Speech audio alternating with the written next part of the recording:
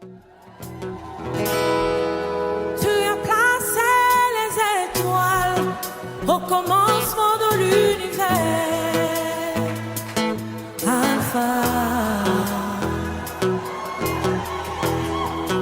Rien ne peut être créé si tu n'as pas encore parlé.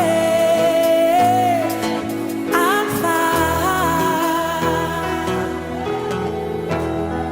Avant qu'Abraham ne fût tué. Oh, Alpha.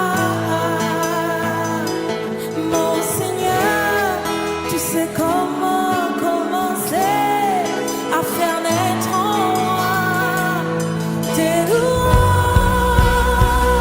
Alpha, Omega, le Dieu de tout temps. Salut et bonjour. Le distingué de Jésus-Christ, Shalom. Nous sommes le 5 septembre 2024. Nous sommes dans le cadre de la cité de la justice où Jésus-Christ est Jéhovah Rapha.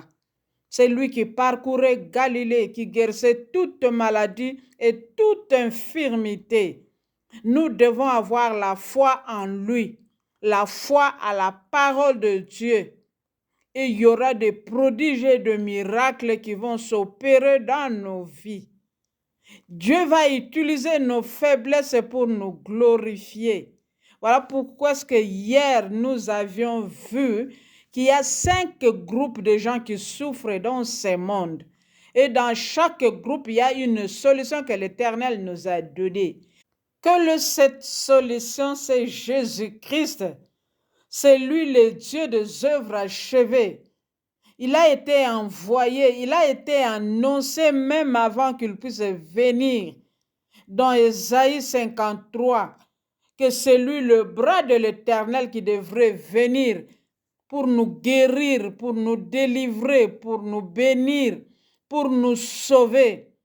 Et c'est ce qui s'est passé dans le Nouveau Testament. Il y avait l'accomplissement total de ce que Dieu avait révélé dans l'Ancien Testament. Hier, par la grâce de Dieu, nous avions parlé sur la stérilité matérielle et financière. Les gens qui étaient sans abri, qui vivaient dans la misère, dans la faim, dans le soif, et qui étaient languissants. Dans leur détresse, ils crièrent à l'Éternel et l'Éternel les délivra des angoisses. Ils ont trouvé une ville habitable et leur âme n'était plus atterrée ni affamée. Et c'est comme ça que nous avions crié à l'Éternel, parce que l'or et l'argent lui appartiennent. Même si tu as des dettes, ne t'en fais pas. Tu dois crier à lui afin qu'il puisse te donner ce que ton cœur désire. Deuxième groupe, on avait parlé sur la stérilité spirituelle. Des gens qui ont des problèmes spirituels, qui ont des cauchemars, qui ne savent pas dormir toute la nuit. Ils sont poursuivis par les esprits impurs et les démons. Ils sont poursuivis par les esprits méchants dans le lieu céleste. Voilà pourquoi est-ce que nous devons combattre ces esprits. Nous devons briser leurs chaînes, nous devons briser leurs liens, nous devons détruire tout le point de contact, tout le point de repère, en revêtant aussi des armes de Dieu. Aujourd'hui, par la grâce de Dieu, nous allons parler du troisième groupe. C'est la stérilité physique. Là, on va parler de deux choses. Il y a la maladie, il y a la stérilité humaine, c'est-à-dire la stérilité de l'homme et de la femme. Ami de Jésus-Christ, je voudrais que tu puisses très bien m'écouter aujourd'hui. Ce que je vais parler, je n'ai jamais donné cela. Ce sont des révélations que l'Éternel nous donne afin que nous puissions être guéris et que nous puissions récupérer la bonne santé. C'est quoi la maladie? C'est l'altération de l'état de santé qui se manifeste par des signes ou par des symptômes, c'est-à-dire il y a une altération au niveau de l'organisme. Un des organes est bousillé, est altéré, est détruit. Ça ne fonctionne plus bien. Et aussi, nous devons comprendre que lorsqu'il y a la maladie, comme c'est le corps qui est atteint, il va te donner un message qu'il y a quelque chose qui ne va pas en moi. Et c'est comme ça que nous allons distinguer deux causes de maladie. Il y a de maladies physiques qu'on connaît la cause et qu'on peut soigner par le médecin. Le soin à l'hôpital ou à la maison, ça doit nécessiter la pharmacie, le médicament, les injections, le suppositoire, tout ce qu'on peut te donner. Là, ce sont des maladies physiques. Mais aujourd'hui, nous voulons parler de maladies spirituelles. Souvent, la cause n'est pas connue. Et dans la plupart des cas, ce sont des péchés ou des iniquités qui sont à la base des maladies spirituelles. Comme je vous ai dit, dans les maladies physiques, tu peux aller dans Apocalypse 22, verset 2. C'est là où tu vas trouver que le fait de l'arbre de vie nous servira de guérison. C'est permis d'aller à l'hôpital. C'est permis de se faire soigner. Tu ne dois pas gêner prier lorsque la cause est physique. Tu dois éliminer cela. Voilà pourquoi est-ce que même aujourd'hui, il y a des diabètes, des hypertensions qui ne sont pas héréditaires, mais qui sont liés à l'alimentation. C'est-à-dire, lorsque tu respectes le régime, lorsque tu fais les gymnastiques, tu prends le médicament, tu peux être guéri et redevenir à la normale. Ce n'est pas de ça que je parle aujourd'hui. Aujourd'hui, nous voulons insister sur les maladies spirituelles, les maladies démoniaques, les maladies sataniques, les maladies sorcelleriques, les maladies opiniâtres, les maladies héréditaires. Là, c'est Jésus-Christ qui est la solution. C'est pourquoi la Bible déclare dans Psaume 107, verset 20, il envoya sa parole et sa parole nous guérit. Donc, toi et moi, pour être guéris de maladies spirituelles, nous devons connaître les promesses de Dieu liées à cela. Premièrement, dans Jérémie 33, verset 6, la Bible déclare, « Voici, je lui donnerai la guérison et la santé. Je le guérirai. Je lui ouvrirai une source abondante de paix et de fidélité. Je ramènerai les captifs et je le rétablirai comme autrefois. » Lorsque tu es malade spirituellement, l'Éternel va te guérir, non pas physiquement seulement, mais matériellement, financièrement, au niveau académique et scolaire. Tout ce qui était bloqué par les démons, tout ce qui était bloqué plutôt par les esprits impurs, seront débloqués. Et c'est comme ça que tu vas récupérer et la santé physique, et la santé spirituelle, matérielle, financière. En ce moment-là, nous parlons du royaume des possibilités. Tout est possible à Dieu et rien n'est impossible à lui. Écoute mon frère, écoute ma soeur, c'est lui qui est malade. Il est condamné à mort. Il n'y a pas de paix. Il y a des agitations. Souvent, il n'y a pas d'argent parce qu'il consomme l'argent dans les traitements, dans les consultations et même dans les repas spécifiques qu'il doit manger en tant que diabétique, en tant qu'hypertendu, en tant qu'épileptique, en tant que malade cardiaque. Il y a certaines choses que tu dois manger que tu ne dois pas manger. Voilà pourquoi est-ce qu'il y a la condamnation à la mort. Nous devons renoncer à cela. Nous devons refuser cela au nom de Jésus-Christ. 12e verset, Psaume 118, 16 à 18. La Bible déclare, la droite de l'Éternel s'est levée. La droite de l'Éternel est puissante. C'est qui la droite de l'Éternel qu'on avait vu hier? C'est Jésus-Christ de Nazareth.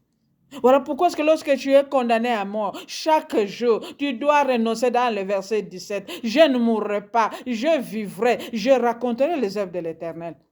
Tant que ma mission n'a pas encore fini, moi, je ne peux pas accepter la mort. Voilà pourquoi est-ce que nous renonçons à cela. Mais tout le monde doit mourir. Écoute ce que la Bible déclare dans le verset 18. L'Éternel m'a châtié, mais il ne m'a pas livré à la mort. Lorsque c'est démoniaque, c'est satanique, nous devons utiliser les combats spirituels pour chasser les démons, pour chasser les esprits impurs. Dans la crainte de l'Éternel et au nom de Jésus. 3e verset. Là où je voudrais te confirmer que celui qui est malade est condamné à mort. Dans tous les domaines, il est bloqué. C'est dans Psaume 103, à partir du 3e verset. La Bible déclare, c'est l'Éternel qui efface toutes tes iniquités et qui guérit toutes tes maladies. C'est-à-dire la cause. Ce sont des péchés, ce sont des iniquités. Lorsque tu pries, tu te repens sincèrement. L'Éternel va effacer toutes ces iniquités et il va guérir toutes tes maladies. C'est possible. J'ai vécu cela au nom de Jésus. 2e point, c'est lui qui délivre ta vie de la fosse et qui te couronne de bonté et de miséricorde. Par sa grâce, par sa miséricorde, il va te délivrer afin que tu ne puisses pas mourir, tu ne puisses pas entrer dans la fosse. Je voudrais que tu puisses confesser au nom de Jésus, mes péchés sont pardonnés. Je suis guéri, je n'irai pas dans la fosse creusée par l'ennemi, et cela au nom de Jésus-Christ. Mon frère, ma soeur, ce sont des péchés, ce sont des iniquités, ce sont des transgressions qui sont à la base de beaucoup de maladies dans nos vies.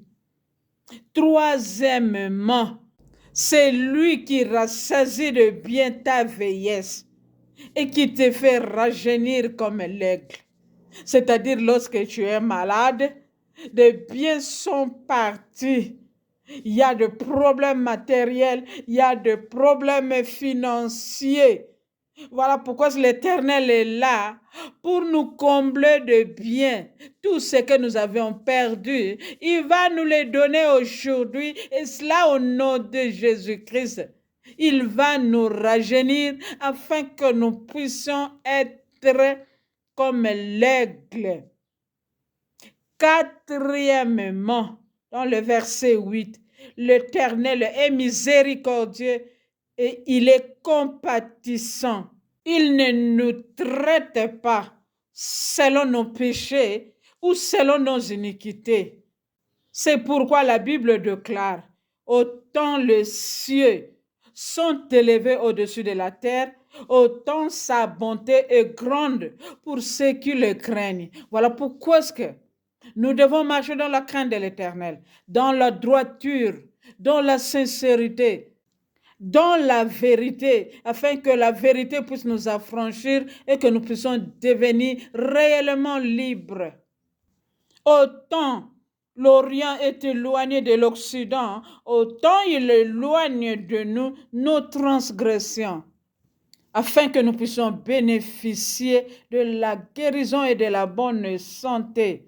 Écoute mon frère, écoute ma soeur, c'est lui qui craint l'Éternel. Il est comme un enfant devant son père. Lorsque toi, tu ne respectes pas ton père, lorsque tu ne respectes pas ta mère, il est difficile qu'il puisse te donner ce que toi tu veux. Parce que toi, tu viens avec les injures, tu viens avec des problèmes contre tes parents. Mes bien-aimés, je voudrais dire que l'Éternel a compassion de ceux qui le craignent, parce que nous sommes ses enfants. Ceci est confirmé avec Ésaïe 59. L'Éternel nous dit, ma main n'est pas devenue courte pour vous sauver, ni mon oreille n'est pas devenue dure pour vous entendre, mais ce sont vos crimes qui mettent une séparation et ce sont vos péchés qui vous cachent ma face. Nous devons marcher dans la sanctification, sinon nous ne verrons pas Dieu. Nous prions beaucoup, il n'y a pas de réponse. L'Éternel nous dit, en nous, il y a des œuvres d'iniquité, il y a des actes de violence. Nos pieds courent vers le mal. Nous répandons le sang innocent. Nos pensées sont chargées des iniquités. Il n'y a pas de chemin de paix. Il n'y a pas de voie de la justice. Nous prenons des chemins de tournée. Comme conséquence, il n'y a pas de délivrance, il n'y a pas de guérison, il n'y a pas de salut. Nous attendons la lumière et voici les ténèbres. Nous attendons la clarté et voici l'obscurité. Au milieu de nous, il n'y a plus d'abondance. Nous ressemblons à des morts. Nous devons prendre la décision de laisser le péché, de quitter les iniquités, car nos transgressions sont nombreuses. Elles témoignent contre nous. Nous sommes devenus coupables et infidèles envers notre Dieu. La délivrance s'est retirée, le salut s'est éloigné de nous et la vérité n'est plus acceptée au milieu de nous. Aujourd'hui, nous crions comme des hirondelles, nous gémissons comme des colombes, nous grondons comme des ours. Il n'y a pas de guérison, il n'y a pas de délivrance. Nous tâtonnons, nous chancelons avec des maladies incurables, avec des maladies démoniaques, sataniques, sorcelleriques, parce qu'il y a des péchés en nous. Nous sommes devenus des criminels. Nous ne voulons pas écouter la voix de l'Éternel. Voilà pourquoi est-ce qu'il y a de problèmes dans nos vies et l'Éternel ne peut pas intervenir. Alors dans tout cela, quelle est la solution? La Bible nous dit ceci. On craindra le nom de l'Éternel et sa gloire viendra sur nous. Nous avons besoin de la crainte de l'Éternel. Nous avons besoin de marcher dans la justice, dans l'intégrité, dans la piété, dans la droiture. C'est-à-dire, nous devons renoncer au péché. Et la grâce de Dieu va se manifester dans nos vies, comme c'est écrit dans Tite 2. Parfois, ce n'est pas toi qui as péché, ce sont tes parents, ce sont tes grands-parents. Nous devons renoncer afin que l'iniquité ne tombe pas sur nous. Et cela au nom de Jésus-Christ. Comme je suis une enseignante, je préfère d'abord vous donner la parole avant qu'on puisse faire de fortes prières. Parce que sans la connaissance, nous allons périr. Nous ne voulons pas cela au nom de Jésus-Christ. Suivant. Enfants de Dieu, bien-aimés de Jésus-Christ, nous venons de voir que c'est la crainte de l'Éternel qui est la première solution pour nous. Et la grâce de Dieu va agir sur nous. Deuxièmement, le Rédempteur viendra pour ceux qui marchent dans la crainte de l'Éternel. Il va s'élever les derniers. Voilà pourquoi ce que je te dis, quel que soit ce que tu souffres aujourd'hui, quel que soit le nom de maladie, le nom de Jésus-Christ est au-dessus de tout nom qu'on a nommé dans nos vies, que ce soit dans ce siècle ou dans les siècles à venir. À son nom puissant, tout genou fléchisse et toute langue confesse que Jésus-Christ est Seigneur. Aujourd'hui, tu vas confesser que Jésus-Christ est Seigneur dans tout ce qu'il fera dans ta vie, dans ma vie. Et cela au nom de Jésus-Christ. Ce n'est pas seulement le nom de Jésus-Christ. La Bible nous dit, l'Esprit de Dieu reposera sur nous. Et c'est lui qui va faire reposer la parole de Dieu dans nos cœurs où il y a la sanctification, la sincérité, la sainteté. Et c'est cette parole que nous allons utiliser lorsque nous sommes attaqués par les démons, par les esprits impurs, par les esprits méchants dans le lieu céleste, par le mari et les femmes de nuit, car le nom de Jésus-Christ est au-dessus de tout nom. Écoute mon frère, écoute ma sœur. Je voudrais parler de cette vérité afin que les démons puissent partir. Beaucoup d'entre nous, nous nous précipitons à chasser les démons, les esprits impurs, avec des péchés, avec des calomnies, avec des gens dans nos cœurs, avec de vengeance, avec de méchanceté, avec de dureté du cœur. Ils sont des amis, ils ne vont pas partir. Voilà pourquoi est-ce que nous devons commencer par la crainte de l'Éternel. Et c'est comme ça que le nom de Jésus va agir en nous. C'est comme ça que la parole de Dieu, les promesses de Dieu vont s'accomplir dans nos vies. Et cela au nom de Jésus-Christ. Aujourd'hui, c'est un grand jour pour des gens qui vont suivre les instructions de l'Éternel. Soyez prêts car l'Éternel va effacer nos péchés, nos iniquités. Et il va guérir toutes nos maladies. Car il n'est pas un homme pour mentir, ni un fils d'homme pour se repentir. Tout ce qu'il promet, il réalise cela. Mon frère, ma soeur, écoute encore une promesse qu'il nous a donnée dans Exode 15, verset 25. Si tu écoutes attentivement la voix de l'Éternel, si tu marches dans la droiture, l'Éternel ne te frappera d'aucune maladie qu'il a frappé les Égyptiens. Ça, c'est de 1. Car je suis l'Éternel qui te guérit, Jéhovah Rapha.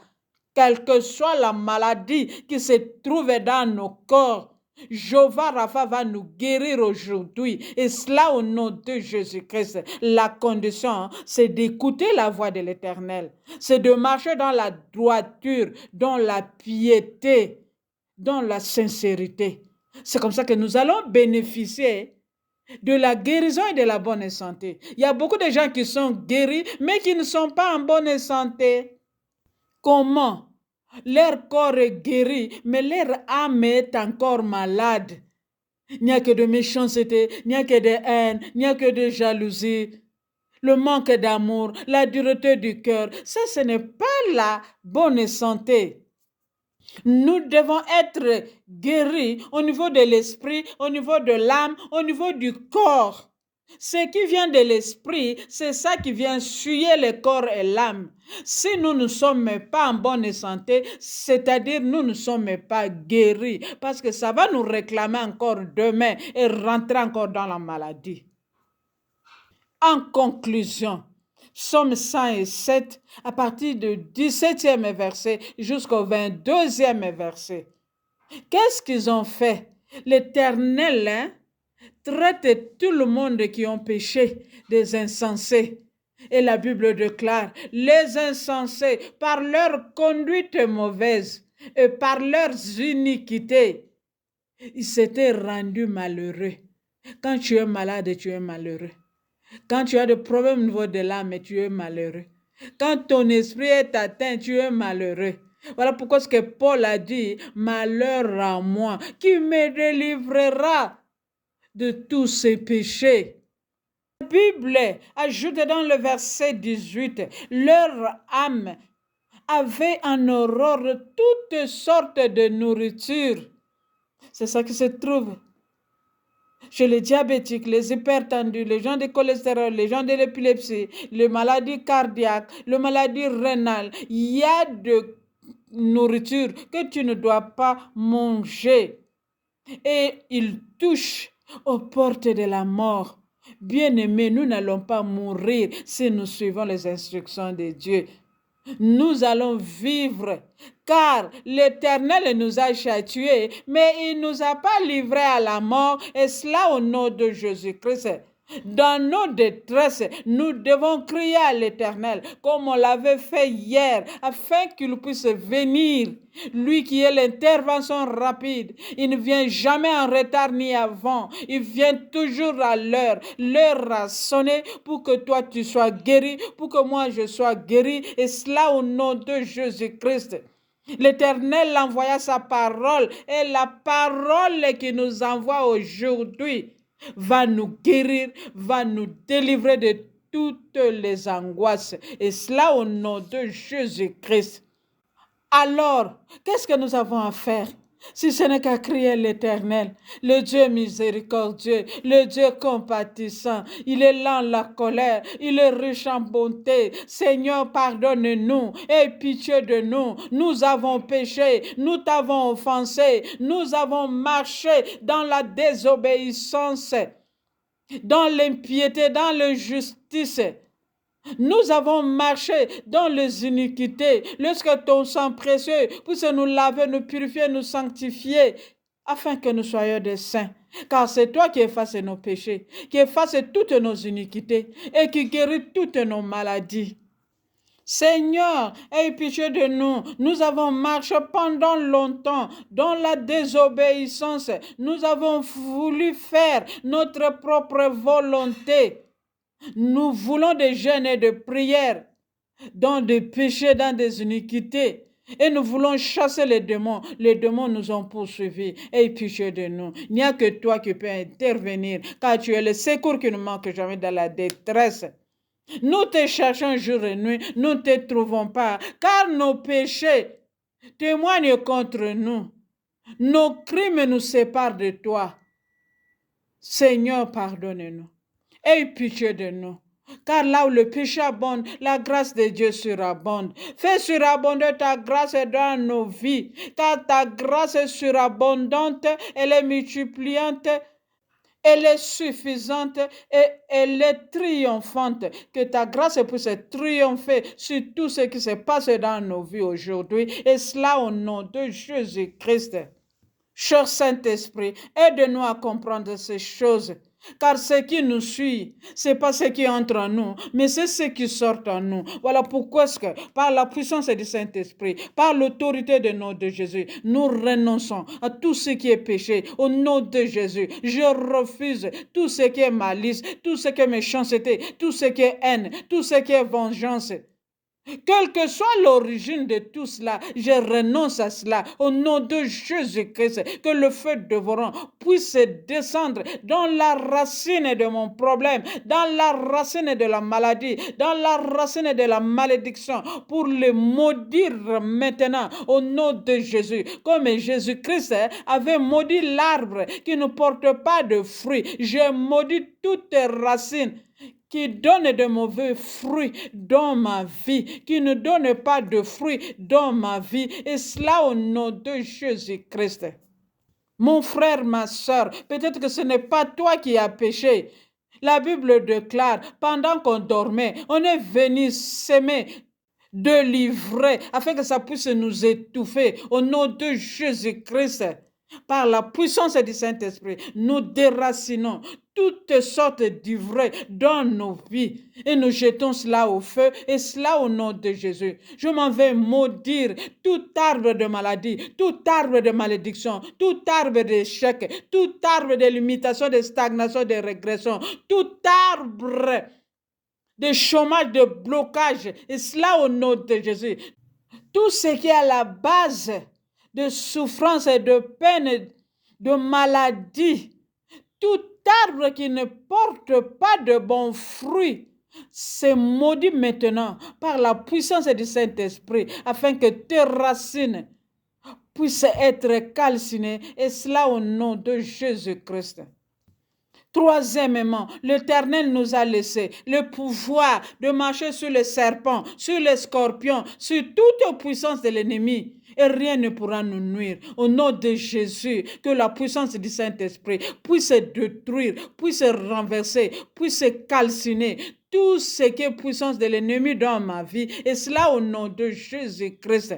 La Bible déclare: voici les signes qu'accompagneront ceux qui auront cru. À mon nom, ils chasseront les démons. Au nom de Jésus-Christ, toi démon, toi esprit impur, toi esprit méchant dans les lieux célestes, je te chasse maintenant. Tu n'as plus de pouvoir dans ma vie. Et cela au nom de Jésus. Je te chasse. Va dans les abîmes sans fond pour attendre ton jugement. Et cela au nom de Jésus-Christ. Que le feu dévorant puisse consumer, carboniser toute puissance maléfique, toute puissance satanique, toute puissance sorcellerie, toute puissance familiale qui me réclame chaque jour dans le maladie, dans l'esprit des morts. Vous êtes consumés par le feu dévorant au nom de Jésus-Christ. La puissance du péché est brisée dans ma vie, et cela au nom de Jésus. Quel que soit celui qui a péché dans mes prédécesseurs, que ce soit moi-même, toute la puissance du péché est consumée. Et cela au nom de Jésus. dans ma vie, dans la vie de mon mari, mes enfants. C'est consumé maintenant. Et cela au nom de Jésus-Christ. Et toute conséquence du péché, c'est anéanti maintenant. Et cela au nom de Jésus-Christ. À partir de maintenant, quelles que soient les armes que vous utilisez pour venir nous attaquer, c'est de nul et sans effet. Et cela au nom de Jésus. Et quiconque dont les ténèbres s'élèvera contre nous, que ce soit le mari de nuit, le femme de nuit, les enfants de nuit, les géants, les geôliers, vous tomberez sous nos pouvoirs, et cela au nom de Jésus-Christ. À partir de maintenant, que le feu dévorant puisse consumer, carboniser toute la racine des œuvres d'iniquité, des actes de violence, des actes de mal. Toute pensée négative, c'est consumé par le feu dévorant. Au nom de Jésus, tout ce qui vient entraver la paix, la justice, la crainte de l'Éternel, tout ce qui vient nous étouffer afin que nous ne puissions pas marcher dans la sincérité, c'est consumé maintenant par le feu du Saint-Esprit. Et cela au nom de Jésus. Tout ce qui est obstacle au-devant de nous, afin que nous ne puissions pas arriver à la délivrance, afin que nous ne puissions pas arriver au salut, c'est brisé, c'est détruit, c'est renversé. Et cela au nom de Jésus-Christ. Je déclare par la puissance du Saint-Esprit, par l'autorité du nom de Jésus, que je suis guéri. Au niveau du corps, au niveau de l'âme, au niveau de l'esprit, je suis en bonne santé, et cela au nom de Jésus-Christ. Je déclare que je ne mourrai pas, je vivrai. Je raconterai les œuvres de l'Éternel, et cela au nom de Jésus-Christ. Si Jésus-Christ m'avait châtié, il m'a pardonné, il a effacé mes péchés, et il guérit toutes mes maladies. Par le nom puissant, merveilleux de Jésus-Christ, nous sommes sauvés. Car si l'Éternel nous guérit, c'est pour le salut. S'il nous délivre, c'est pour le salut. S'il nous bénit, c'est pour le salut. Au nom puissant, merveilleux de Jésus-Christ, Shalom. Partage cette parole à 20, 30 personnes afin que nous soyons nombreux pour hériter la vie éternelle. Shalom, shalom, shalom. Merci Seigneur Jésus-Christ.